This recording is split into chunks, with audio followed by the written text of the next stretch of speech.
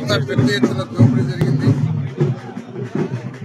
ఏ విధంగా క్వాలిటీ లేని మద్యాన్ని ప్రజలకు సప్లై చేసి వారి సంపాదన కోసం ప్రజల ఆరోగ్యాలను పణంగా పెట్టింది.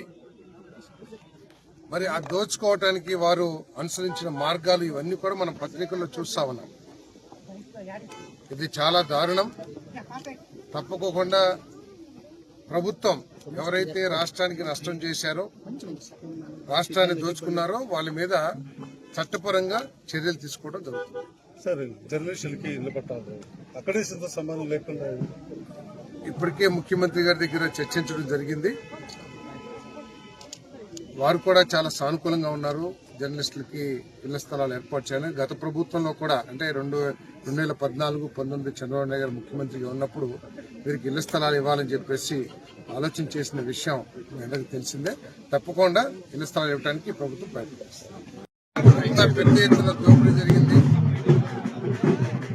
ఏ విధంగా క్వాలిటీ లేని మద్యాన్ని ప్రజలకు సప్లై చేసి వారి సంపాదన కోసం ప్రజల ఆరోగ్యాలను పణంగా పెట్టింది.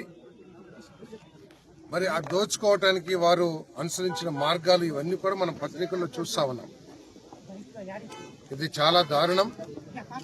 తప్పకోకుండా ప్రభుత్వం ఎవరైతే రాష్ట్రానికి నష్టం చేశారో, రాష్ట్రాన్ని దోచుకున్నారో వాళ్ళ మీద చట్టపరంగా చర్యలు తీసుకోవడం జరుగుతుంది. సార్, జర్నలిస్టులకి ఇల్లు పట్టాలి అక్కడే సిద్ధ సంబంధం లేకుండా ఇప్పటికే ముఖ్యమంత్రి గారి దగ్గర చర్చించడం జరిగింది. వారు కూడా చాలా సానుకూలంగా